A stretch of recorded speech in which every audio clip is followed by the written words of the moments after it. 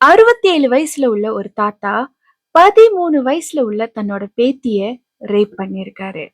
அது மட்டும் இல்லாம கடந்த ஒரு வருஷமா அந்த பிள்ளைக்கு இந்த டார்ச்சர் கொடுத்திருக்காரு.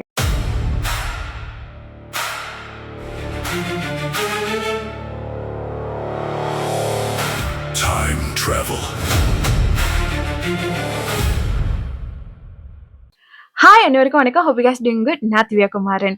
நம்மளோட டைம் டிராவல் சீரீஸ்ல ஒவ்வொரு இயர் டிராவல் பண்ணி அந்த இயர்ல நடக்கிற horror story, crime story, motivational story நிறைய ஸ்டோரிஸ் பார்த்துட்டு வந்துட்டு இருக்கோம்.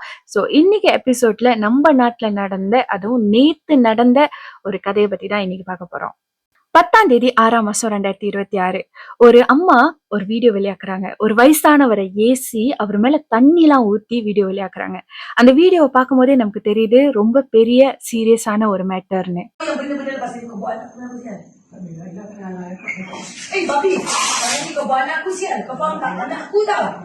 அந்த வீடியோல அந்த அம்மா அந்த வயசானவரை ஏசுறாங்க. என் மகளுக்கு இப்பதான் ஒரு 13 வயசு ஆகுது, அது என்னோட மக, நீ எப்படி செய்யலாம் அப்படின்னு ஏசுறாங்க. அவங்க அந்த கோவத்துல அவர் மேல தண்ணி ஊத்துறாங்க, அப்புறம் எச்செல்லாம் துப்புறாங்க. பட் என்னதான் இதோட பிஹைண்ட் த ஸ்டோரின்னு பார்த்தோம்னா, இந்த தாத்தாக்கு 67 வயசு ஆகுது. அவரு தன்னோட சொந்த பேத்திய ரேப் பண்ணியிருக்காரு. இந்த 13 வயசுல உள்ள அந்த கேர்ளோட பேரண்ட்ஸ் டிவோர்ஸ் பண்ணிக்கிறாங்க. ஸோ இவங்க என்ன பண்றாங்கன்னா, அவங்க செட்டில் ஆகுற வரைக்கும் கொஞ்ச நாளைக்கு பிள்ளை தாத்தா கிட்ட இருக்கட்டும் அப்படின்னு சொல்லிட்டு பத்துப்பஹாட்ல இருக்கிற அவங்க தாத்தா கிட்ட விடுறாங்க. லாஸ்ட் 1 இயரா இந்த தாத்தா என்ன பண்ணிருக்காருன்னா, அந்த பிள்ளைய ரேப் பண்ணிருக்காரு, ரொம்ப டார்ச்சர் பண்ணிருக்காரு.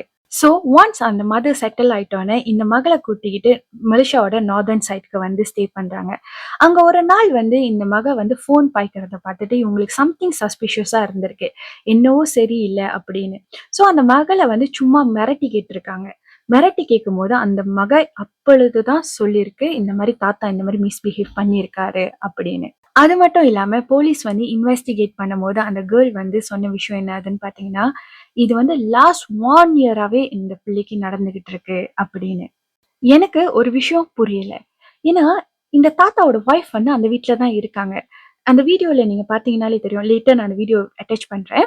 ஸோ அந்த வீடியோல நீங்க பாத்தீங்கன்னாலே தெரியும், இந்த தாத்தா கிட்ட கேக்குறாங்க, நீ செஞ்சியா அந்த மாதிரின்னு. ஆமா நான் செஞ்சேன்னு அவர் ஒத்துக்கிட்டு இருக்காரு. பட் அந்த பாட்டி இருக்காங்க இல்லையா, அந்த பிள்ளையோட பாட்டி, அவங்க சுத்தி அங்க இங்க நடந்துகிட்டு இருக்காங்க. அது மட்டும் இல்லாம வீடியோட கடைசியில அந்த 13 வயசுல உள்ள பிள்ளையோட அம்மாவுக்கும் அந்த பாட்டிக்கும் கொஞ்சம் வாக்குவாதம் கூட நடக்குது. பட் ஆனா அந்த பாட்டி எனக்கும் அதுக்கும் சம்மந்தம் இல்லாத மாதிரி நடந்துகிட்டு இருக்காங்க. பட் எனக்கு தெரியல ஆக்சுவல் பிஹைண்ட் த ஸ்டோரி அவங்களோட சைட்ல என்ன ஸ்டோரின்னு. ஸோ இந்த தாத்தாவை இப்ப 6 டேஸ்க்கு ரிமாண்ட் பண்ணியிருக்காங்க. ஆக்சுவலி இந்த இடத்துல ஏன் அவங்க அம்மா தாத்தா பாட்டி கிட்ட விட்டுட்டு போனோன்னு நிறைய பேருக்கு கொஸ்டின்ஸ் வரும். மேபி அவங்க அப்பதான் ரீசன்ட்லி டிவோர்ஸ் பண்ணியிருப்பாங்க. அவங்களுக்கு கொஞ்சம் சில விஷயங்கள் செட்டில் ஆகும் போது மேபி அவங்களுக்கு புதுசா ஒரு வேலை, அந்த மாதிரி சில அரேஞ்ச்மெண்ட்லாம் செய்யறதுக்கு வரைக்கும் தாத்தா வீட்டுல இருக்கட்டுமே அப்படின்னு நினைச்சிருந்திருக்கலாம். பட் என்ன சுச்சுவேஷனா இருந்தாலும் முடிஞ்ச அளவுக்கு உங்க பிள்ளைங்களை உங்க கூடயே வச்சுக்கோங்க. Anak 14 tahun kena rogol berulang kali setiap malam. Tahun lepas saya baru ambil anak saya, dudukkan saya 2 bulan. Saya baru ambil anak saya. கண்டிப்பா இவருக்கு அந்த உரிய தண்டனை கிடைக்கும். ஸோ நம்ம வெயிட் பண்ணி பார்க்கலாம் என்ன ஜட்ஜ்மெண்ட் வருதுன்னு. அட் த சேம் டைம் அடுத்தடுத்த எபிசோட்ல இன்னும் நிறைய ஸ்டோரிஸோட நான் வரேன். ஸோ அடுத்த எபிசோட்ல என்ன ஸ்டோரி பேசலாம்னு சொல்லிட்டு கீழே கமெண்ட் பண்ணுங்க. நன்றி.